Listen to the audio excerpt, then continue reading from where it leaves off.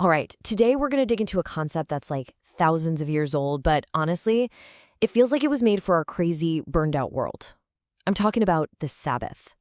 We're going to unpack what this whole idea of a holy day of rest is really all about and, what it might actually have to teach us today.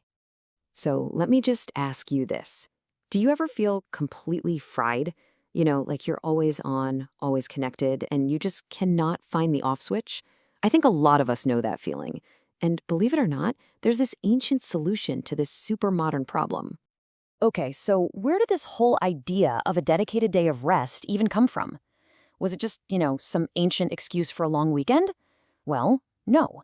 The source material tells us it was something much deeper, a pattern woven right into the fabric of creation itself.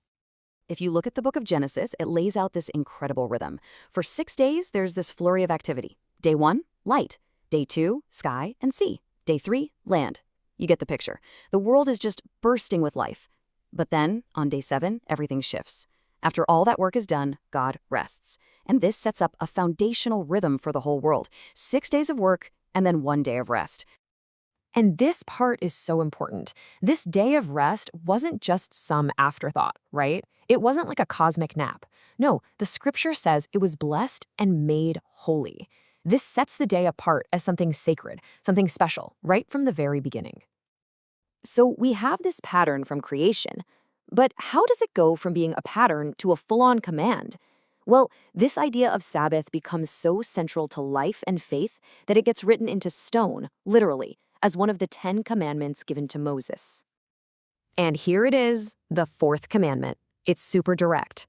Remember the Sabbath day by keeping it holy. Okay, but what does that actually mean? Keeping it holy, because it's about way more than just not going to the office. Well, keeping it holy really had these 4 deep layers to it. First up, the obvious one, rest. You just stop working. All of it. Second, worship. It's a time you set aside to honor God, to remember his role as the creator. Third, holiness. Treating the day as something sacred, completely set apart from the other 6 days. And finally, and this one is huge, especially for back then, trust. I mean, think about it. In that ancient world, not working for a whole day, that was a radical act of trust. It was saying my survival comes from God, not just from my own nonstop hustle. But you know how it goes. Over time, this beautiful idea of a gift, it started to get twisted. And that brings us to a major turning point in the story, Jesus's totally radical reinterpretation of what the Sabbath was even for. Yeah, by the time Jesus came on the scene, the original point of the Sabbath was buried under this mountain of man-made legalistic rules. The religious leaders had turned it from a day of rest and joy into a day of anxiety. People were more worried about breaking some tiny rule than they were about actually finding rest. So you end up with these 2 completely opposite views.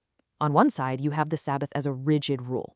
It's a burden. It's all about legalism. And basically, man exists to serve the Sabbath. But then Jesus comes along and presents it as a gift, something for our benefit, focused on compassion, where the Sabbath exists to serve us. And this is where Jesus says something that just flips the whole thing on its head.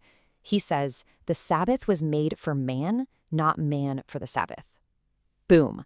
With that one sentence, he completely reframes the entire purpose. It's not some master you have to serve. It's a gift designed for our well-being, for our rest, and for our spiritual health.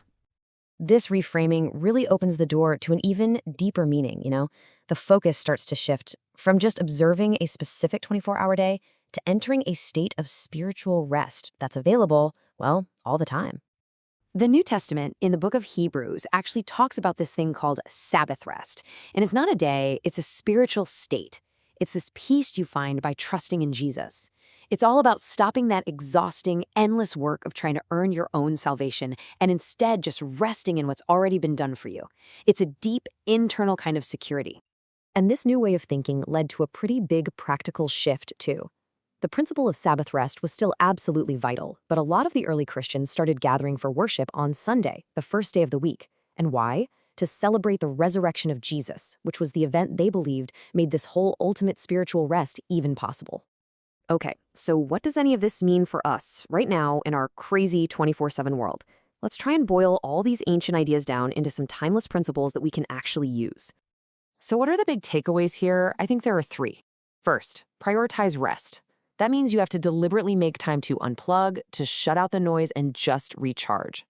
Second, center on worship. And that can look different for everyone. Maybe it's in a community, maybe it's on your own, but it's about dedicating time to focus your attention on God. And third, trust in provision. This is about letting go of that constant need to strive, and trusting that your needs will be met.